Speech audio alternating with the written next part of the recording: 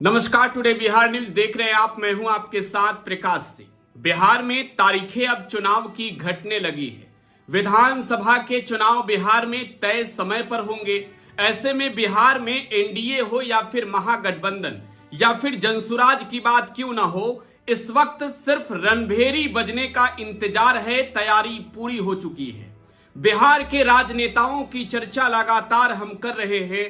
इस कड़ी में चाहे नीतीश कुमार हो, चिराग पासवान हो, दिलीप जायसवाल हो या फिर तेजस्वी यादव हो, मुकेश सहनी हो, दीपांकर भट्टाचार्य हो, प्रशांत किशोर हो, हर नेताओं की चर्चा हो रही है। और आज चर्चा करेंगे पूर्णिया बिहार के निर्दलीय सांसद राजेश रंजन और पप्पू यादव की। देखिए, पप्पू यादव को अगर बिहार की चुनाव में नजरअंदाज किया गया तो आप समझ लीजिए कि एक खेल कहीं ना कहीं महागठबंधन के लिए बिगड़ने वाली बात है। तो जाहिर सी बात है कि पप्पू यादव आखिरकार इस विधानसभा के चुनाव में क्या करेंगे, इस बात को जानने का जिक्र आप भी जरूर कर रहे होंगे, विचार कर रहे होंगे। तो राजेश रंजन और पप्पू यादव से जुड़ी जो खबर है, जो अंदरूनी खबर है, वो खबर आपको बताने जा रहे हैं। देखिए, बिहार में महागठबंधन है, झारखंड में भी महागठबंधन था। झारखंड के चुनाव में राजेश रंजन और पप्पू यादव भले वो निर्दलीय सांसद थे, लेकिन महागठबंधन के फेवर में धुआंधार प्रचार करते नजर आए। पप्पू यादव सुर्खियों में रहे झारखंड के चुनाव में।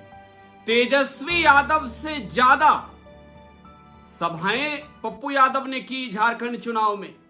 और सबसे बड़ी बात कि राजनीतिक तौर पर अगर आप कहें कि लालू यादव तेजस्वी यादव के खिलाफ पप्पू यादव है, तो झारखंड के चुनाव में गोड्डा विधानसभा सीट, देखिए इस बात को समझिए, गोड्डा, जहां से आरजेडी के विधायक संजय यादव है, अब तो झारखंड सरकार में वो मंत्री भी है। तो पप्पू यादव ने संजय यादव के फेवर में भी रैली किया था, झारखंड के गोड्डा में भी किया था। और देखिए, मैंने तमाम झारखंड के सीटों की जिक्र कर ली है पप्पू यादव के लिए। तो गोड्डा वो सीट है जहां पर राष्ट्रीय जनता दल के फेवर में पप्पू यादव ने प्रचार किया था। तो देखिए, अब पप्पू यादव बिहार के चुनाव में क्या करेंगे, सवाल यह है।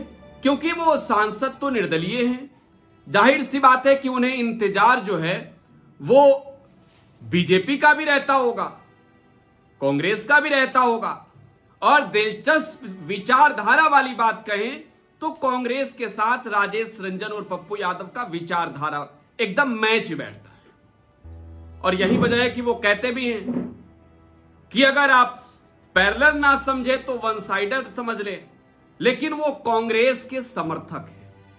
और मुझे याद है वो तारीख भी, जब चुनाव से पहले पप्पू यादव ने दिल्ली में अपने बेटे के साथ कांग्रेस की सदस्यता ग्रहण की थी। तो देखिए, एक बात तो कंफर्म है कि बिहार में पिछलग्गू बनना पड़ेगा, चाहे कांग्रेस को बनना पड़े या पप्पू यादव को, मुकेश सहनी को बनना पड़े या लेफ्ट के नेताओं को। पिछलग्गू तो बनना पड़ेगा बिहार में तेजस्वी यादव का, पीछे पीछे चलना होगा। और बिहार में अगर महागठबंधन के साथ राजेश रंजन और पप्पू यादव जाते हैं तो उन्हें करना क्या होगा। देखिए, इससे पहले पप्पू यादव ने एक लिस्ट, नेताओं की लिस्ट, बिहार कांग्रेस के आला कमान को सौंपी थी। और उसमें यह माना जा रहा है कि पप्पू यादव ने अपने दावेदारों की लिस्ट भेजी थी।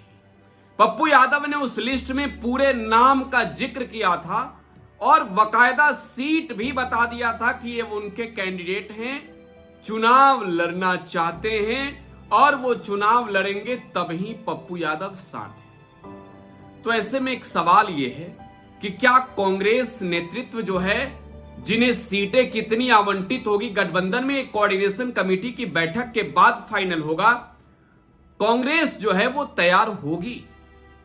क्या पप्पू यादव के लिए कांग्रेस इस बात के लिए तैयार होगी कि पप्पू यादव ने जो सीटें दी हैं उन सीटों पर चुनाव उनके दावेदारों को लड़ाई जाए?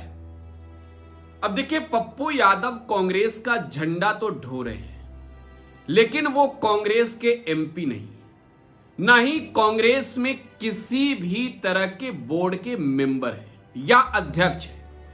और इसके पीछे की वजह यह है, अब बन भी नहीं सकते, वो इंडिपेंडेंट एमपी है।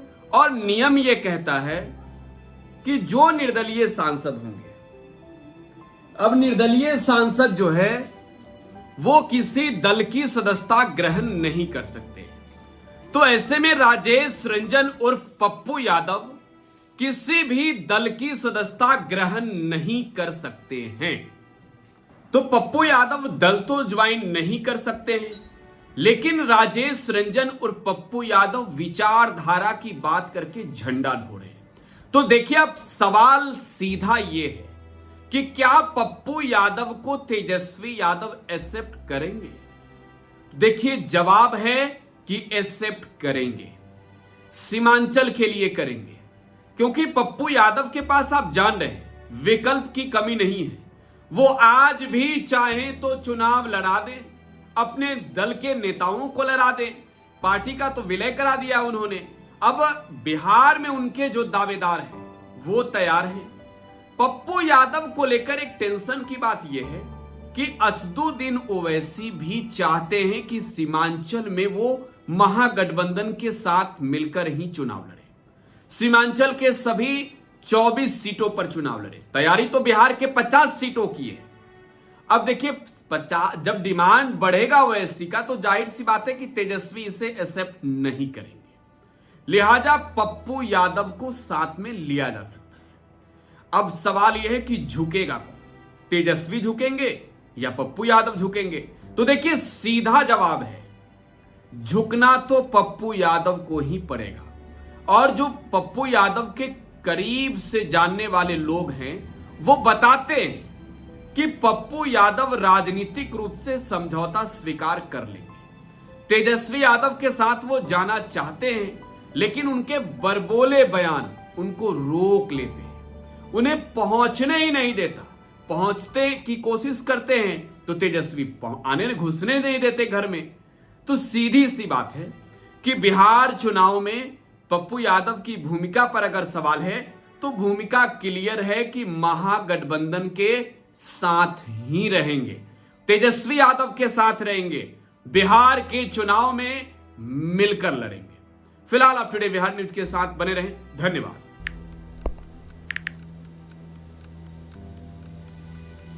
हैप्पी न्यू ईयर भाई।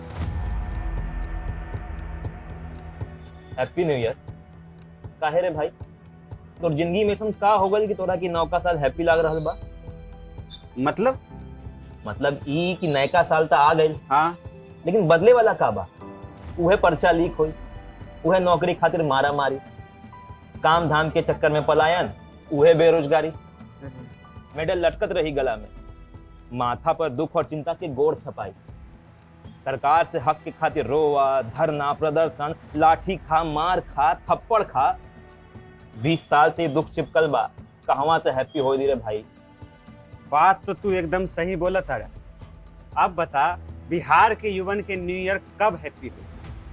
देखो, बिहार के युवन के न्यू ईयर तो तब हैप्पी होई जब हमनी सब मिल के नया सरकार बनावल जाए। अरे हैप्पी न्यू ईयर।